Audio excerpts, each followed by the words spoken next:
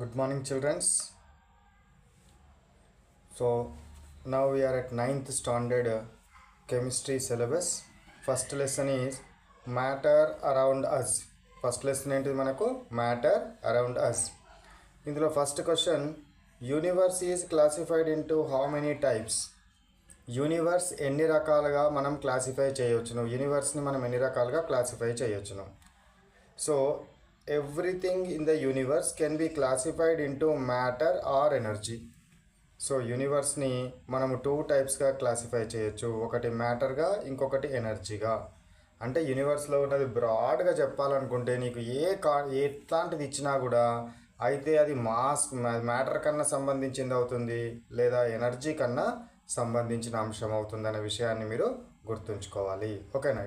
ఇట్లా మనము క్లాసిఫై చేయొచ్చును. నెక్స్ట్ది second question, what is the idea of Indian philosophers on matter.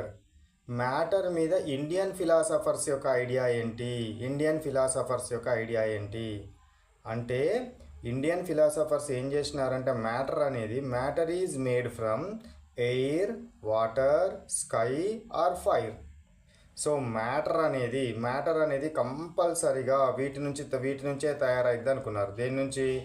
Air నుంచి కానీ, వాటర్ నుంచి కానీ, స్కై నుండి కానీ, లేదా ఫైర్ నుండి కానీ. ఈ నాలుగు అంశాల నుండి ఏదో ఒక అంశం ద్వారా, ఏదో ఒక దాని ద్వారా మ్యాటర్ అనేది తయారవుతుందని అనడం జరిగింది. వారి ప్రకారము, ఇండియన్ ఫిలాసఫర్స్ ప్రకారము, భారతీయ తత్వవేత్తల ప్రకారము మనకు మ్యాటర్ అనేది ఈ నాలుగు అంశాలలో ఏదో ఒక అంశం నుంచి తయారవుతుంది అని అనుకోవడం జరిగింది. ఏంటిది? ఎయిర్ నుండి కానీ, వాటర్ నుంచి కానీ, స్కై నుంచి కానీ, ఫైర్ నుండి కానీ తయారవుతుందని అనడము జరిగింది. Next third question, what is energy. మరి ఎనర్జీ అంటే ఏంటి? దేన్ని ఎనర్జీ అంటారు?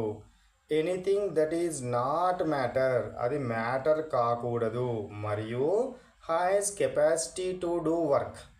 అది మ్యాటర్ కావద్దు కానీ మనకు పని చేయడానికి ఉపయోగపడాలి.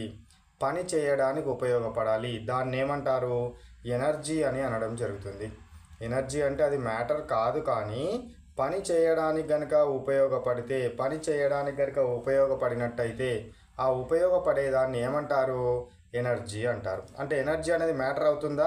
కాదు, ఎనర్జీ అనేది మ్యాటర్ కాదు. Next question,